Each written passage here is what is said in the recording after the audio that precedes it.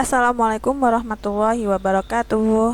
Saudara-saudara seiman yang dirahmati oleh Allah, bagaimana kabarnya? Semoga kalian semua dimanapun berada dalam keadaan sehat selalu dan senantiasa dalam lindungan Allah. Amin. Teman-teman, hari ini kita sedikit berpikir tentang takdir. Pernah nggak kalian merasa akhir-akhir ini banyak sekali berita-berita duka yang berseliweran di sekitar kita, entah itu tentang kematian ataupun tentang bencana alam. Ada nggak yang diantara kita berpikir, kok nggak putus-putus ya? Habis ada berita meninggal, ada bencana alam tanah longsor, bencana alam banjir, gunung meletus, dan lain sebagainya. Kira-kira semua itu termasuk takdir Allah atau bukan ya? Semua itu tanda Allah marah sama kita atau justru tanda Allah sayang sama kita? Sebelum kita melangkah lebih jauh, mari kita kupas satu persatu. Mulai dari kita paham dulu apa sih itu takdir dan siapa pembuat takdir sebenarnya. Teman-teman, perlu kita pahami bahwa percaya akan takdir Allah itu adalah salah satu dari rukun iman. Suatu ketika Rasulullah pernah didatangi oleh malaikat Jibril. Lalu malaikat Jibril bertanya kepada Rasulullah, "Beritahukanlah kepadaku apa itu iman." Lalu Rasulullah menjawab, "Iman itu artinya engkau beriman kepada Allah, para malaikat-malaikatnya, kitab-kitabnya, rasul-rasulnya, hari akhir, dan kamu beriman kepada takdir yang baik maupun yang buruk." Hadis riwayat Muslim. Jadi di sini sudah bisa kita pahami kan bahwa menerima takdir baik itu buruk ataupun yang baik itu termasuk dari rukun iman. Jadi termasuk penting ya kita memahami takdir itu, karena iman sendiri penting bagi kita. Tanpa adanya iman, kita tidak bisa diridhoi oleh Allah. Tanpa adanya iman, kita tidak bisa diizinkan untuk masuk ke surganya Allah. Lalu, apa sih keuntungan kita belajar tentang iman terhadap takdir Allah? Setidaknya ada dua keuntungan atau manfaat bagi kita untuk belajar tentang iman terhadap takdir Allah. Yang pertama, ketika kita memahami tentang keimanan kepada takdir Allah, kita akan mudah menerima ketetapan Allah. Karena takdir itu adalah ketetapan terbaik dari Allah. Mungkin ada yang merasa takdir itu buruk, ada juga yang merasa takdir itu baik. Tapi sesungguhnya apa yang sudah Allah tetapkan itu adalah yang terbaik bagi kita. Hikmah selanjutnya dari kita belajar tentang beriman kepada takdir Allah adalah kita bisa memisahkan mana perbuatan yang akan dimintai pertanggungjawaban dan mana perbuatan yang tidak dimintai pertanggungjawaban. Karena ketetapan Allah di mana manusia masih bisa memilihnya, itu manusia akan dimintai pertanggungjawaban. Misalnya, manusia bisa memilih makanan yang mau dimakan, makanan yang halal atau yang haram. Di sana manusia akan dimintai pertanggungjawaban atas pilihannya. Sedangkan ketetapan Allah di mana manusia tidak mampu lagi untuk memilih, maka di sanalah manusia tidak akan dimintai pertanggungjawaban. Misalnya, ketika manusia terlahir sebagai seorang perempuan atau terlahir sebagai seorang laki-laki, maka di sana manusia tidak akan dihisap atas keputusan Allah itu. Jadi dari sini kita sudah bisa menyimpulkan ya bahwa belajar tentang iman kepada Allah itu sangat penting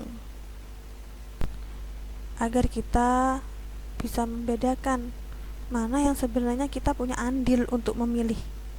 Karena mirisnya saat ini orang-orang menyalahkan takdir untuk merasa aman dari dosa. Misalnya, ketika seorang itu melakukan kesalahan, lalu dia mengelak, bukankah ini takdir dari Allah? Bukankah Allah mengizinkan aku untuk melakukannya? Nah, itu salah. Karena sesungguhnya manusia itu bisa menghindari kesalahan itu. Dewasa ini banyak sekali pertanyaan-pertanyaan yang datang tentang perkara takdir. Apakah takdir itu bisa dirubah? Atau takdir itu memang sudah paten ketetapan dari Allah? Jawabannya adalah ada takdir yang bisa diubah, ada takdir yang tidak bisa diubah. Ada juga takdir yang bisa diubah tapi manusia tidak boleh merubahnya. Ada juga takdir yang bisa diubah dan manusia boleh mengubahnya. Baik, mari kita kupas satu persatu. Contoh dari takdir yang tidak bisa diubah oleh manusia, artinya hanya Allah yang bisa merubahnya, yaitu tentang datangnya hari kiamat. Ketetapan adanya hari kiamat, kedahsyatan hari kiamat, bahkan waktu hari kiamat itu hanya Allah yang tahu. Manusia tidak ada andil sedikit pun untuk merubahnya. Selanjutnya adalah takdir yang bisa dirubah namun manusia tidak boleh merubahnya, yaitu keadaan manusia yang terlahir sebagai perempuan atau sebagai laki-laki. Di zaman sekarang, kecanggihan teknologi itu disalahartikan, sehingga ketetapan Allah yang seharusnya tidak boleh dirubah akhirnya dirubah dan menjadi kemudorotan. Ya, kita lihat adanya pergantian atau perubahan laki-laki ke perempuan atau perempuan menjadi laki-laki, itu seharusnya tidak boleh. Karena laki-laki, manusia terlahir dari sebagai laki-laki maupun sebagai perempuan itu mutlak keputusan Allah. Dan laki-laki dan perempuan itu berbeda. Secara syariat berbeda tanggung jawabnya, kewajibannya.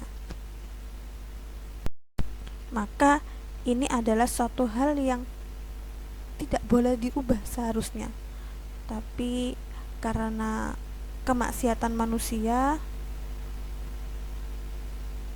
jauhnya manusia dari Tuhannya, dan jauhnya manusia dari keimanannya, maka ini terjadi. Yang selanjutnya adalah keadaan atau takdir yang bisa diubah dan manusia boleh mengubahnya,